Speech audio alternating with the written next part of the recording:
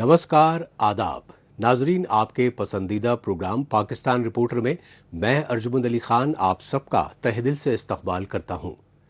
आज के शुमारे में पाकिस्तान की ताज़ा तरीन खबरों पर तफसीली रिपोर्ट्स देखने से पहले डालते हैं एक नज़र पाकिस्तान रिपोर्टर की सुर्खियों पर।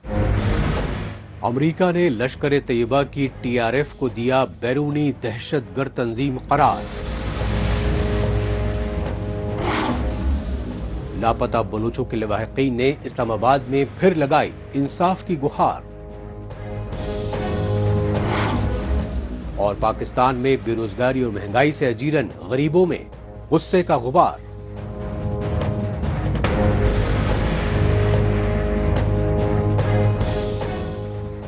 नाजरीन, सबसे पहले बात पाकिस्तानी फौज और उसकी कठपुतली हुकूमतों की दहशत गर्दों की पुष्ट पनाही की रियासती पॉलिसी की, क्योंकि दहशत गर्दी की आबियारी की पॉलिसी के सबब पाकिस्तान को पड़ोसी और दोस्त ममालिक समेत पूरी आलमी बिरादरी अलग थलग कर चुकी है।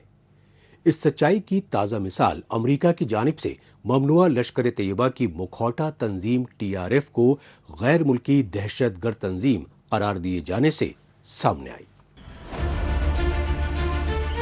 पाकिस्तानी दहशतगर्दों की जानिब से 22 अप्रैल 2025 को जम्मू कश्मीर के सयाहती मकाम पहलगाम में बाहिमाना हमले के दिलदोज मनाजिर पूरी मुहाजिर आलमी बिरादरी कभी भुला नहीं सकती, क्योंकि सरहद पार से आए पाकिस्तानी दहशतगर्दों ने इस बुज़दिलाना हमले में 26 बेगुनाह सयाहों को शहीद करके पूरी इंसानियत को लहू लुहान कर दिया। और इस हमले की जिम्मेदारी ली बदनाम जहां ममनुआ पाकिस्तानी दहशतगर्द तंजीम लश्कर तैयबा के नए मुखौटे TRF यानी द रेजिस्टेंस फ्रंट ने।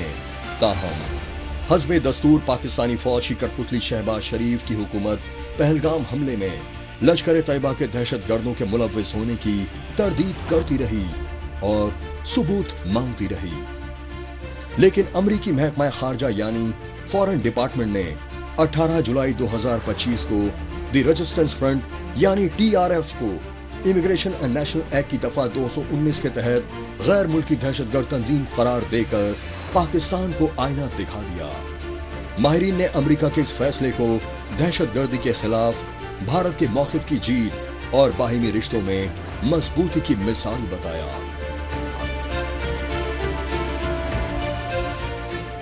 It is a strong, re-emphasis and it reflects US-India cooperation, deep cooperation. It is also the result of the sustained efforts made by our Prime Minister and our Ministry of External Affairs when they sent out parliamentary delegations across over 30 countries to make nations aware and to sensitize them to India's pain. This is very much a positive development.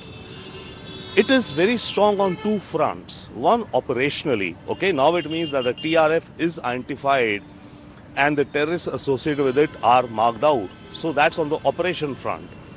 It is also very strong symbolically because it sends a signal to any other intending groups that in future also now any violent terrorist activities would be mapped out and they will be brought to justice.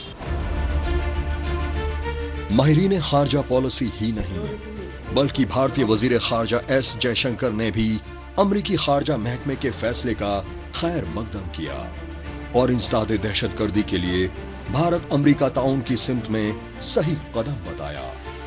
काबिल गौर है कि पहलगाम में पाकिस्तानी दहशतगर्दों के बर्बर हमले के खिलाफ जम्मू कश्मीर समेत पूरे भारत में गम गुस्से की लहर और इंतकाम की मांग उठी। लिहाजा भारतीय वजीर आजम नरेंद्र मोदी की सरकार ने पाकिस्तानी दहशतगर्दों और उनके सरपरस्तों को सबक सिखाने के लिए 7 मई को ऑपरेशन सिंदूर लॉन्च किया। भारतीय फौज ने ऑपरेशन सिंदूर के पाकिस्तानी मकबूजा जम्मू कश्मीर और पाकिस्तान के पंजाब सूबे में मुकीम लश्कर तैयबा वो जैश मोहम्मद के टेरर बेस कैंपों को तबाह बर्बाद कर दिया और दोनों दहशतगर्द तंजीमों के 100 से ज्यादा खूंखार कमांडर्स को जहन्नुम पहुंचा दिया।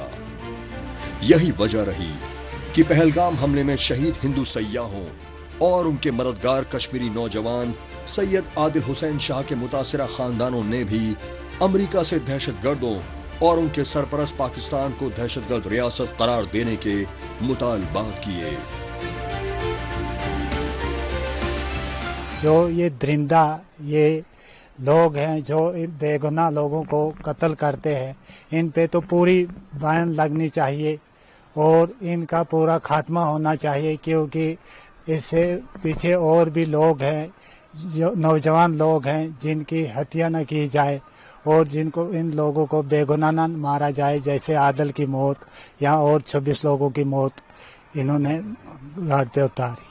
تو اس پہ ہم خوش ہیں کہ ان پہ پوری بین لگنی چاہیے۔ پاکستان کو ہی آتنکوادی راشٹر گھوشت کرنا چاہیے، پوری دنیا کو آتنکواد کے خلاف ہونا چاہیے۔ آتنکواد کا درد صرف ہمارے ہندوستان نے نہیں جھیلا ہے، اس امریکہ نے بھی جھیلا ہے آتنکواد کا درد، اور سمپورن دنیا آتنکواد سے لڑ رہی ہے۔ سمپورن وشو کے بڑے نیتاؤں کو ایک ہو کر کے آتنکواد کے جنم داتا، آتنکواد کو پوشت کرنے والے پاکستان کو آتنکوادی راشٹر گھوشت کرنا چاہیے۔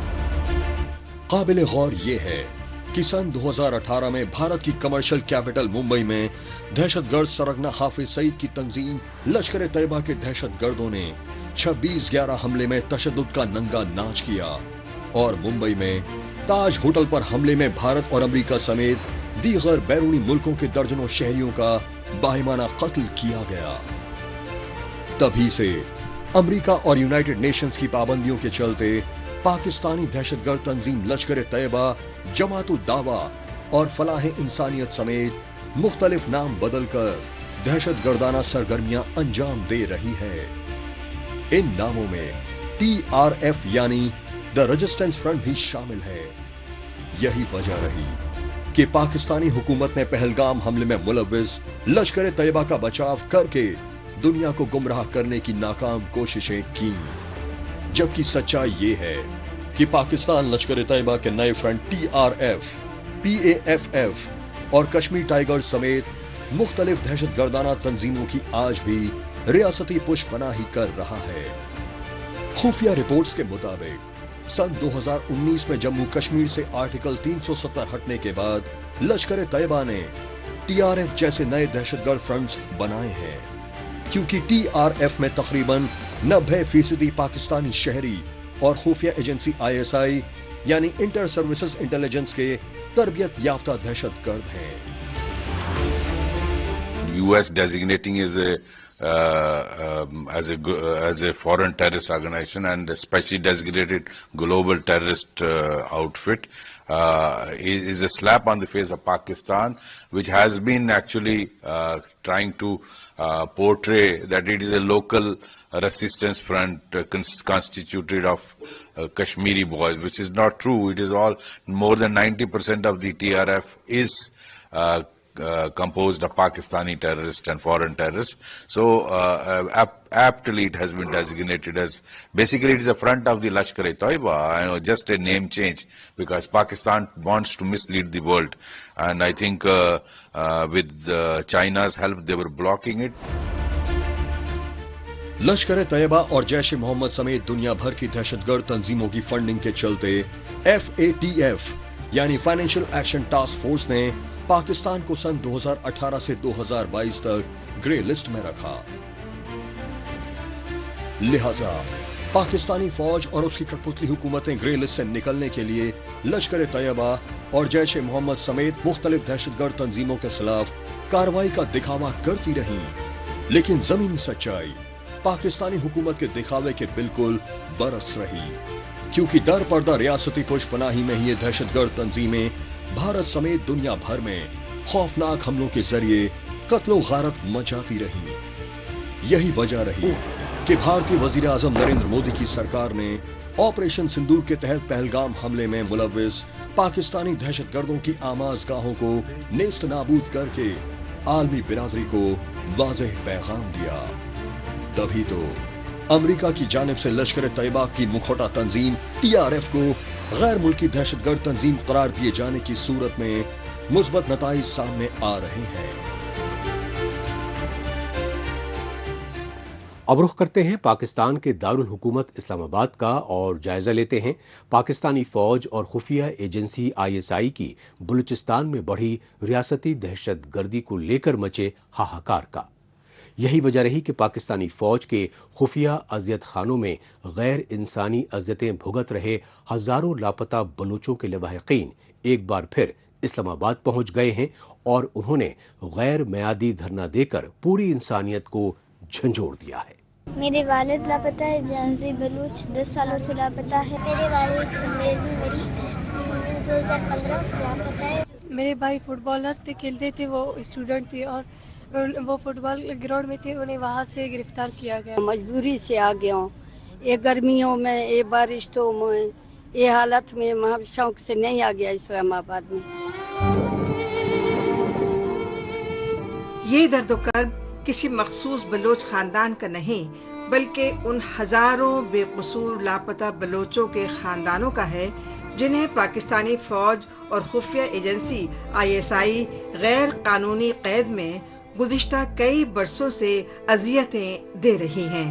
ستم ظریفی یہ ہے کہ پاکستان کے پورے ریاستی نظام پر حاوی پنجابی آرمی اسٹیبلشمنٹ اپنے خفیہ ٹارچر سیل میں قید بلوچوں کو عدالتوں میں پیش کرنے کی بجائے ماورائے عدالت قتل کر رہی ہے، اور پاکستان سے آزادی مانگ رہے بلوچستان کے لوگوں میں خوف و دہشت بڑھانے کے لیے لاپتہ بلوچوں کی مسخ شدہ لاشیں پھینک رہی ہے۔ یہی وجہ رہی کہ لاپتہ بلوچوں کے خاندانوں نے اپنے پیاروں کی بازیابی کے لیے ایک بار پھر پاکستان کے دارالحکومت اسلام آباد میں دھرنا دے کر انصاف کی گہار لگائی۔ اس سارے معاملے کا جو تعلق ہے وہ ریاستی اداروں سے ہے، اور ریاستی اداروں سے کمپلینٹ بھی ان لوگوں کو ریاستی اداروں سے ہے، لیکن اچھی بات تو یہ ہے کہ یہ ریاست کے دارالحکومت میں آ کے ریاست سے ہی احتجاج کر رہے ہیں، تو اس کا مطلب یہ ہے کہ ریاست کو نرمی کا مظاہرہ کرنا چاہیے، اور جو لوگ رسپانسبل ہیں ان کو چاہیے کہ ونس فار آل اس مسئلے کو حل کریں۔ پوری دنیا میں بدنامی ہے پاکستان کی۔ ابھی آپ دیکھیے کہ جو حالیہ واقعات ہوئے ہیں اس میں نیک نامی ہوئی پاکستان کی، جو سٹینڈ آف ہوا پاکستان انڈیا کا اور ایران اسرائیل کا، اس میں بھی پاکستان کی نیک نامی، لیکن ڈومیسٹکلی آپ باہر کی جنگیں جیت جائیں لیکن گھر کی جنگ لڑا کے رکھیں تو فائدہ نہیں ہے اس کا۔ گھر میں امن کریں، اپنے شہریوں کے ساتھ محبت کریں، جس نے کسی نے جرم کیا ہے قانون کے سامنے پیش کریں، سزا دیں اس کو۔ جو بلوچستان کے منرلز ہیں، سورسز ہیں، وہ ایکچوئل روٹ وہی ہے۔ صرف ایک وجہ مجھے یہ بتائیے کہ بابا نواب اکبر بگٹی کو کیوں شہید کیا؟ اچھا، اسی طرح اختر مینگل صاحب کے بھائی، کون سا وہ پولیٹیکل لیڈر ہے جس کو انہوں نے پپیٹ گورنمنٹ بنا لیتے ہیں اپنے پرپز سرو کرنے کے لیے، اور وہاں سے منرلز نکال رہے ہیں، اور لوگ اگر حق کے لیے آواز اٹھاتے ہیں تو ان کے خلاف پھر ساری کی ساری اسٹیٹ میکانزم چل پڑتا ہے، پورے کا پورا۔ ایک آپ دیکھیے کس طریقے سے خواتین، چھوٹی چھوٹی بچیاں ہیں، 15 10 12 سال کی بچیاں ہیں، ان بچیوں کو کیسے ٹریٹ کیا جا رہا ہے؟ اسلام آباد میں نیشنل پریس کلب کے سامنے لاپتہ بلوچوں کے خاندانوں نے یہ احتجاجی دھرنا بلوچ یکجہتی کمیٹی کے بینر تلے دیا۔ یہی وجہ رہی کہ اسلام آباد کی سڑکوں پر سراپا احتجاج لاپتہ بلوچوں کے لواحقین نے برسوں سے لاپتہ اپنے عزیزوں کی ہی نہیں بلکہ ان کی بازیابی کے لیے پرامن جدوجہد کر رہی بلوچ یکجہتی کمیٹی کی آرگنائزر ڈاکٹر مہرنگ بلوچ اور دیگر بلوچ خواتین کارکنوں سمیت ان سینئر لیڈران کی رہائی کی مانگ بھی دہرائی، کیونکہ پاکستانی فوج اور اس کے زیر کنٹرول نام نہاد کاؤنٹر ٹیررزم ڈپارٹمنٹ یعنی CTD نے ان تمام بلوچ لیڈران کو 22 مارچ سے جھوٹے الزامات میں کوئٹہ جیل میں قید کر رکھا ہے۔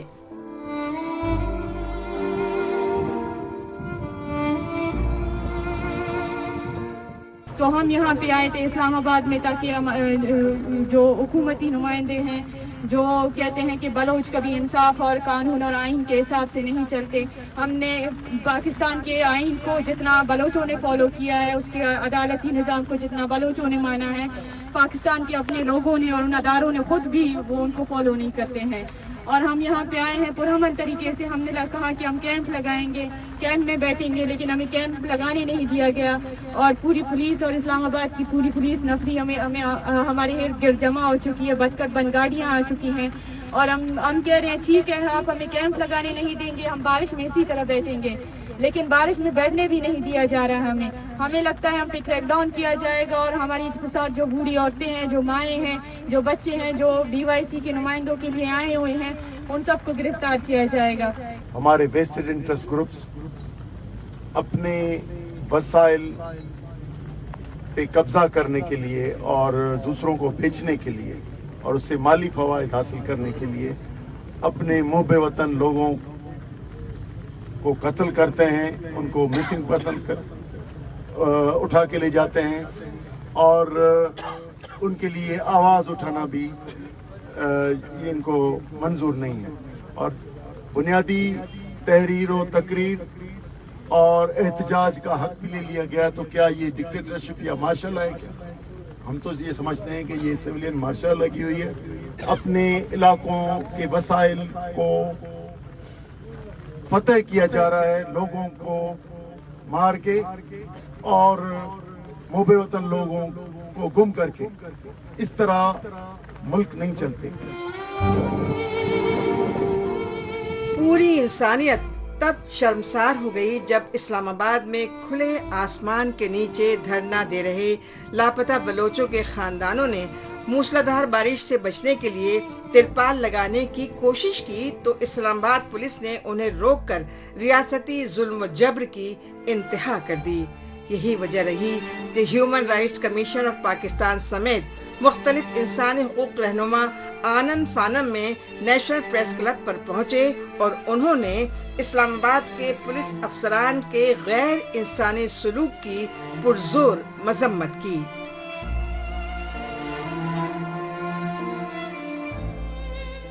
ہمیں اس لیے بھی افسوس ہے کہ آج آپ کا اپنا ادارہ کہتا ہے کہ 349 لوگ بلوچستان میں غائب ہیں. آپ کا اپنا پولیس کا ادارہ کہتا ہے یہ بہت بڑا مسئلہ ہے.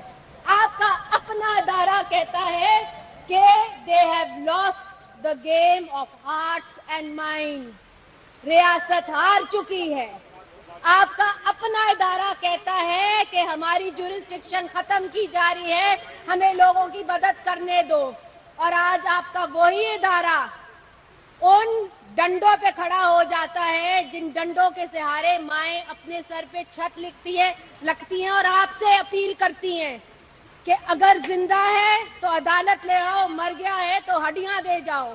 اس میں کیا جرم ہے؟ یہ ہماری حکومت یا ریاست جو ہے وہ اپنے ہی مظلوموں کو دشمن کے نظر سے دیکھتی ہے, دشمن کے عینک سے دیکھتی ہے.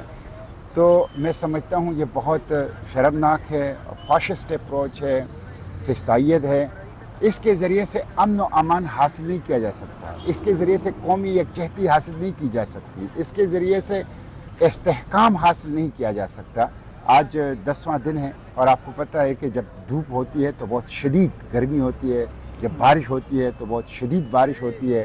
سینکڑوں ہزاروں کلومیٹر دور سے آئے ہیں اسلام آباد کے پارلیمنٹ کو, اسلام آباد کی عدالت کو, اسلام آباد کی گورنمنٹ کو وہ اپنی فریاد سنانے آئے ہیں, اپنی لیگل رائٹ آف پروٹیسٹ کو استعمال کرتے ہوئے پرامن ہیں, بالکل پیسفل ہیں.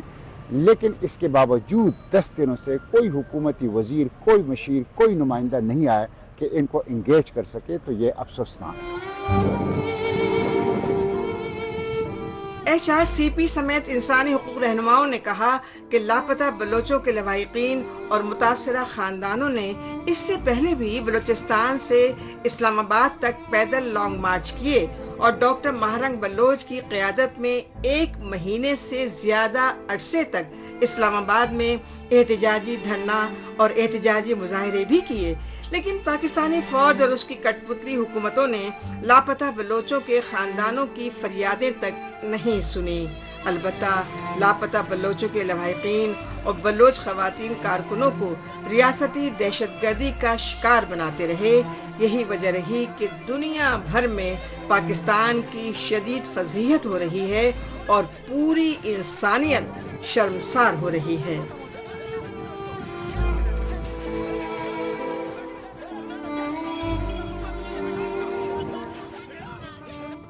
پاکستان رپورٹر میں ابھی باقی ہے پاکستان میں بے قابو بے روزگاری اور مہنگائی پر سینئر صحافی سے خصوصی ملاقات.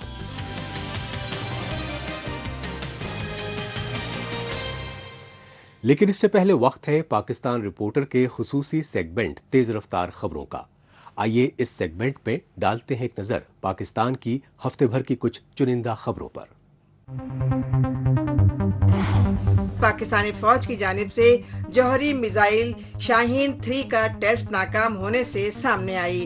काबिल गौर बात ये रही कि पाकिस्तान की शाहीन 3 मिसाइल की जौहरी आजमाइश माजी के तजुर्बात की तरह एक बार फिर पूरी तरह नाकाम रही और ये मिसाइल अपना निशाना चूक कर पाकिस्तान के पंजाब सूबे के डेरा गाजी खान जिले में वाक़े एटमी पावर सेंटर के नज़दीक फटी और इसका मलबा बलूचिस्तान के डेरा बुगटी जिले की रिहायशी बस्ती के आसपास गिरा। इस नाकामी से शर्मसार पाकिस्तानी फौज ने मीडिया खबरों पर पाबंदी और पूरे इलाके में इंटरनेट सर्विसेज मुअत्तल कर दी। पाकिस्तानी फौज और खुफिया एजेंसी ISI की पुष्पनाही वाली दहशतगर्द तंजीमों ने कबायली इलाकों में खौफ व दहशत का माहौल पैदा करने की साजिशें बेहद तेज कर दी हैं। इन साजिशों के तहत खैबर पख्तूनख्वा सूबे कबायली इलाकों में दहशतगर्दों के खिलाफ आवाज उठा रहे पश्तून लीडरों को टारगेट किलिंग का शिकार बनाया जा रहा है। इस सच्चाई की ताज़ा मिसाल खैबर पख्तूनख्वा सूबे कबायली जिले बाजोड़ में ANP यानी अवामी नेशनल पार्टी के सीनियर लीडर को तशद्दुद का निशाना बनाए जाने से सामने आई।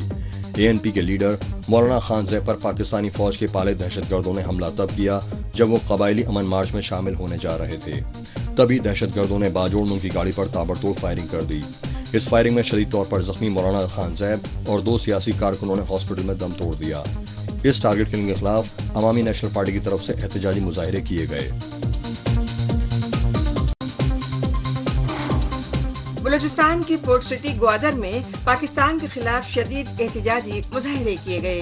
काबिल जिक्र बात ये रही कि पाकिस्तान मुखालिफ ये एहतजाजी मुजाहिरे नेशनल पार्टी बलूचिस्तान की जानिब से ग्वादर प्रेस क्लब के सामने किए गए और इन एहतजाजी मुजाहिरों की वजह रही पाकिस्तानी फौज और ग्वादर पोर्ट डेवलपमेंट अथॉरिटी का बढ़ता जुल्म व सितम।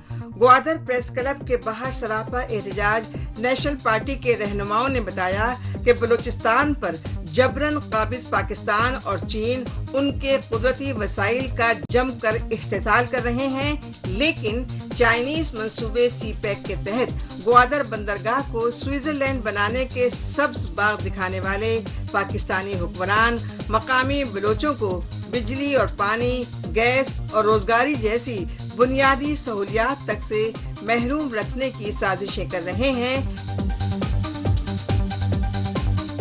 नाजरीन, आखिर में बात मुआशी बदहाली का सामना कर रहे पाकिस्तान में गरीब खानदानों को दरपेश मुश्किलात की। इसकी असल वजह है पाकिस्तान में मुसलसल बढ़ती बेरोजगारी और महंगाई। हालात इस कदर संगीन हो चुके हैं कि पाकिस्तान की कमर्शियल कैपिटल और सबसे बड़े तिजारती शहर कराची के बाशिंदे तक रोजी रोटी से महरूम हो चुके हैं। इसकी वजूहात जानने के लिए मिलते हैं कराची प्रेस क्लब के सीनियर जर्नलिस्ट शौकत अली से। पाकिस्तानी वजीर खजाना मोहम्मद औरंगजेब की जानिब से रवा माली बरस 2025-26 के बजट के खिलाफ पार्लियामेंट में अपोजिशन जमातें तो शदीद एहतजाज करती ही रहीं, लेकिन 1 जुलाई से सालाना बजट की शुरुआत से ही पाकिस्तान में पेट्रोल और डीजल की कीमतों में फी लीटर भारी इजाफा कर दिया गया। नतीजतन पाकिस्तान में रोजमर्रा जिंदगी के लिए जरूरी अशिया खुरनोशी कीमतों में भी होशरुबा इजाफा हो गया। लिहाजा पाकिस्तान में बेरोजगारी और महंगाई से अजीरन गरीब खानदानों के लिए रोजी रोटी का मसला बेहद संगीन हो गया। नतीजतन पाकिस्तानी अवाम में बढ़ी बेतमिनानी को सहाफी बेहद खतरनाक मान रहे हैं। ये आम आदमी इस महंगाई के मामले में बुरी तरह जकड़ा हुआ है। महंगाई की शरह में जिस तेजी से इजाफा हुआ है, इस बजट में हुकूमत ने सरकारी मुलाजमीन की तनख्वाहों में इजाफे का ऐलान किया है, पेंशनरों के पेंशन में इजाफे का ऐलान किया है और ये बताया है, यानी इस बात से भी अंदाज़ा होता है कि मुआशी मामलात बेहतरी की जानिब आए हैं। लेकिन तनख्वाहों में इजाफा और महंगाई में इजाफे का कोई तनासब नहीं है। अगर तनख्वाह में 20 या 25 या 30% इजाफा हुआ है तो महंगाई में 200-300% इजाफा हुआ है। غریب آدمی جو ہے وہ سطح غربت سے مزید نیچے چلا گیا ہے. ایک مڈل جو اوسط درجے کے لوگ ہوتے تھے, جو نہ بہت امیر ہوتے تھے نہ بہت غریب ہوتے تھے, وہ تو ختم ہو گئے ہیں.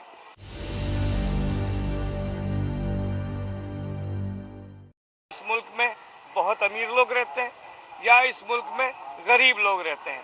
درمیان کا جو متوسط طبقہ کہلاتا تھا, جو آپ اور میں جس سے تعلق رکھتے تھے, اب وہ طبقہ آہستہ آہستہ ختم ہوتا چلا جا رہا ہے. حکومت کو ان اقدامات میں مزید سختی کرنی ہوگی, اور جو بھی کرپشن میں ملوث پایا جائے اسے ملکی قانون کے مطابق سزا دی جائے. قانون سب کے لیے برابر ہو. ایسا نہ ہو کہ میرے لیے کچھ اور ہو اور آپ کے لیے کچھ اور ہو, اس کے لیے کچھ اور ہو, اس کے لیے کچھ اور ہو. جب تک قانون تمام لوگوں کے لیے برابر یکساں نہیں ہوگا, جب تک کوئی معاملہ ٹھیک نہیں ہو سکے گا.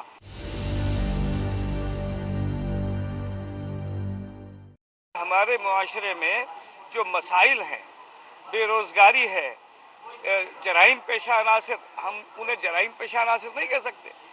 جرائم پیشہ عناصر تو ایک منصوبہ بندی کے تحت جرائم کرتا ہے. یہاں تو عام آدمی جرم کرنے پر مجبور ہے. دیکھیے, عام آدمی, میں, آپ, ہر چیز پر ٹیکس دیتے ہیں. ہم بجلی پر ٹیکس دیتے ہیں, پانی پر ٹیکس دیتے ہیں, چائے کی پتی پر ٹیکس دیتے ہیں, ماچس پر ٹیکس دیتے ہیں, گیس پر ٹیکس دیتے ہیں, چولہے پر ٹیکس دیتے ہیں, بھگونے پر ٹیکس دیتے ہیں, اور دودھ پر ٹیکس دیتے ہیں. اور اس کے بعد ہم حکومت یہ کہتی ہے کہ کوئی ٹیکس نہیں دے رہا.